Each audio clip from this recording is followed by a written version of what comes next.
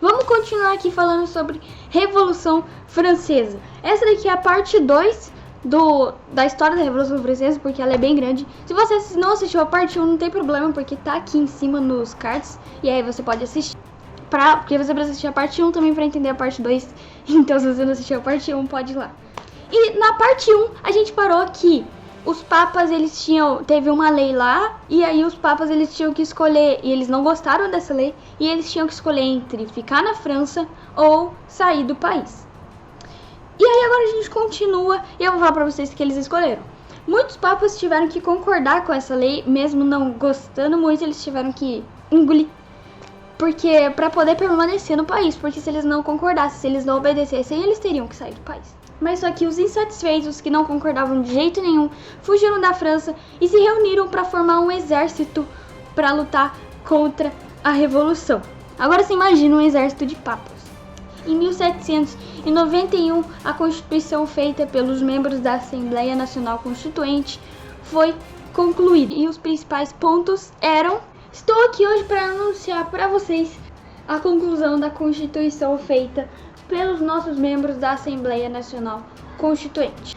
Bom, o primeiro ponto aqui, igualdade jurídica entre os indivíduos. O segundo ponto, e na minha opinião um dos mais importantes, é o fim dos privilégios do clero e da nobreza. O terceiro ponto, liberdade de produção de comércio sem a interferência do Estado. Então a gente vai poder fazer e vender o que a gente quiser. Proibição de greve, liberdade de crença, separação do Estado e da Igreja, nacionalização dos bens do clero. E a gente quer os três poderes: o poder legislativo, executivo e também o judiciário. Todos estão de acordo? Só que o rei Luís XVI não aceitou esses pontos e passou a ir contra a Revolução. Então ele não gostou do que eles falaram e agora que ele estava contra mesmo. Então para isso ele contratou nobres, emigrados e monarcas da Áustria e da Prússia.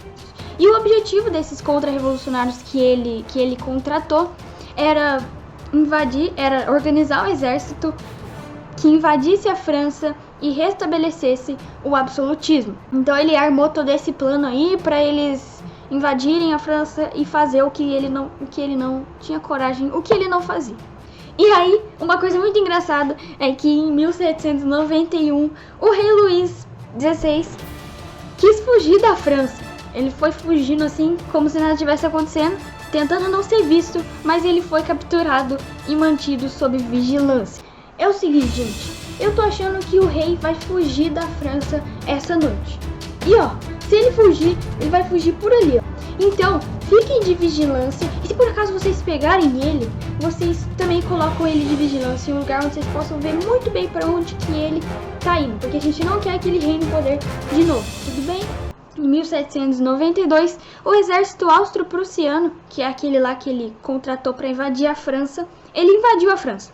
Mas ele foi derrotado.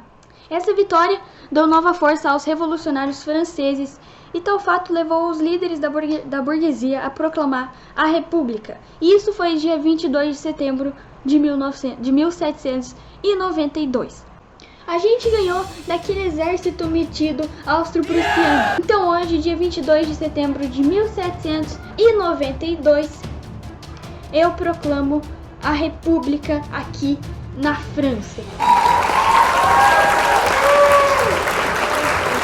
Então, os contra-revolucionários contratados pelo rei Luís invadiram a França, só que aí os revolucionários ganharam deles, e aí eles ficaram felizes por ter ganhado, é lógico, e aí eles proclamaram a República.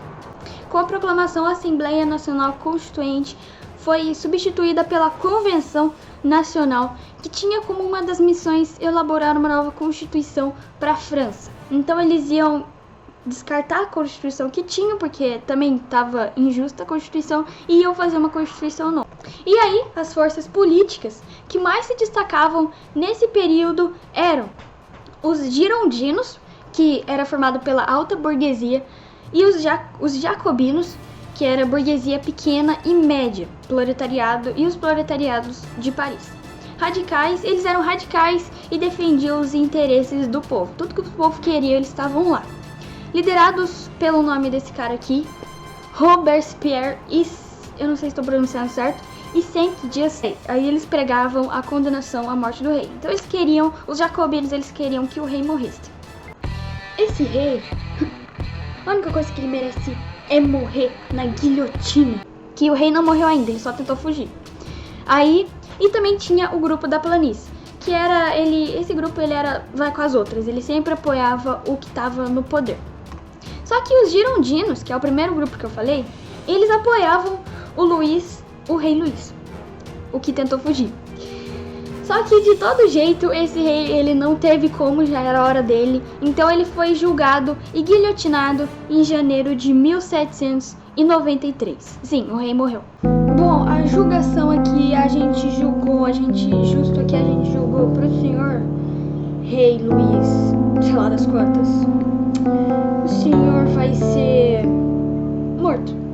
Pode descer a guilhotina.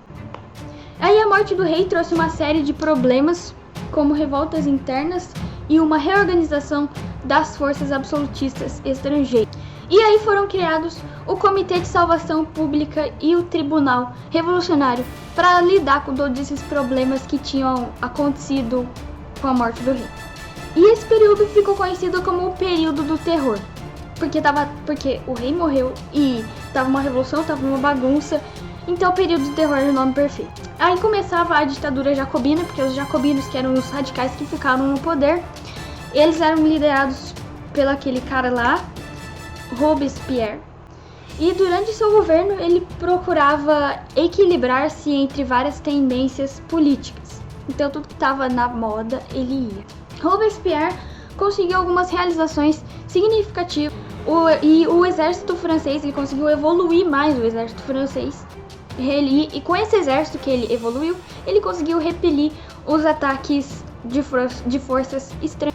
E aí, durante o governo desse cara, ele foi e vigorou a nova Constituição da República. Isso foi no ano de 1793. Aí as ameaças estrangeiras, elas diminuíram. E aí, você acha que acabou a Revolução, mas não acabou ainda. O grupo da planície e os girondinos, eles se uniram contra o cara que estava no poder, o Robespierre. E ele foi, esse líder jacobino, ele foi guilhotinado no ano de 1794. Então é duas cabeças que foram no chão, a do rei e a do Robespierre. Após sua morte, a Convenção Nacional foi controlada por políticos que representavam os interesses da alta burguesia. Então tudo que a alta burguesia queria, eles faziam. Com nova orientação política, essa convenção, a Convenção Nacional, decidiu criar uma nova Constituição para a França. Então a França já estava cheia de nova Constituição, só que nenhuma tinha dado. A nova Constituição estabelecia a continuidade do regime republicano. Só que durante esse período houve várias e inúmeras tentativas de pessoas que queriam afirmar o controle político da burguesia sobre o país.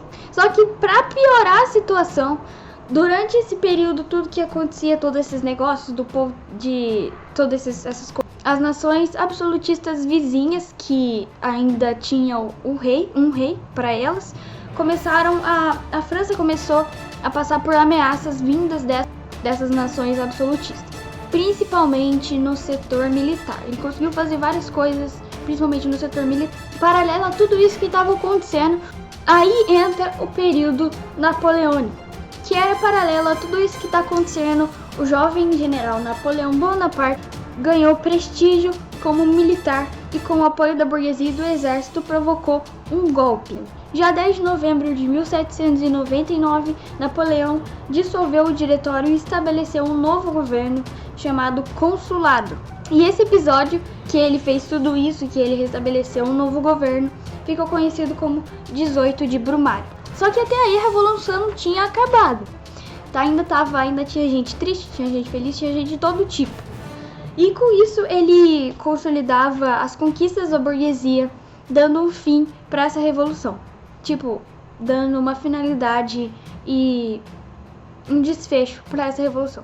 Aproveitando-se do apoio da alta burguesia, que a alta burguesia eram os mais ricos e apoiavam Napoleão, ele criou o Banco da França, que devia custear os empreendimentos burgueses e reorientar a enfraquecida economia nacional. Porque com toda essa revolução a economia da França estava lá para baixo. Aí logo em seguida ele reatou as relações do Estado com a Igreja. Porque lembra que teve Papa que fugiu, teve Papa que ficou, então tava tudo brigado, o Estado tava brigado com a Igreja. Ele reatou, fez as pazes com todo mundo. E aí, no ano de 1804, ele criou o Código Civil Napoleônico, que estabeleceu a igualdade de todos os cidadãos perante a lei. E aí, com todos esses bons resultados, tipo, tudo que ele fez deu certo, ele acabou com a revolução, ele fez um banco, ele colocou todo mundo igual, ele foi coroado, só que ele era um abnegado.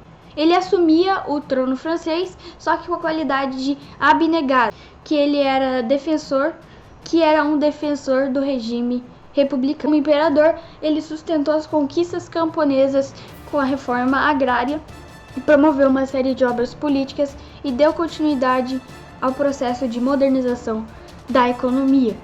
Só que a aparência estável do governo napoleônico instigou as monarcas europeias a se organizarem novamente contra os franceses. Então o povo ao redor viu que estava tudo certo com a França e eles quiseram ir lá incomodar. Só que aí o Napoleão ele não era fácil de derrotar. Ele era uma pessoa que ele tinha muitas estratégias, ele sabia como liderar um exército, então ele venceu muitas batalhas de todos que iam atacar e também ele atacava, e ele se tornou o senhor da Europa. Só que a França, ela mesmo tudo dando certo, ela ainda tinha obstáculos para ampliar os números de sua economia. Então mesmo eles tendo recuperado essa crise, ainda eles não conseguiam aumentar esses números, era sempre aquilo, eles não conseguiam evoluir economicamente. E o maior concorrente deles era a hegemonia industrial britânica. Só que como Napoleão era muito poderoso e ele queria que a França evoluísse economicamente, ele falou que ia resolver essa questão. Então ele decretou o chamado bloqueio continental no ano de 1806. E esse bloqueio, ele proibia o comércio da Inglaterra com qualquer outra nação europeia.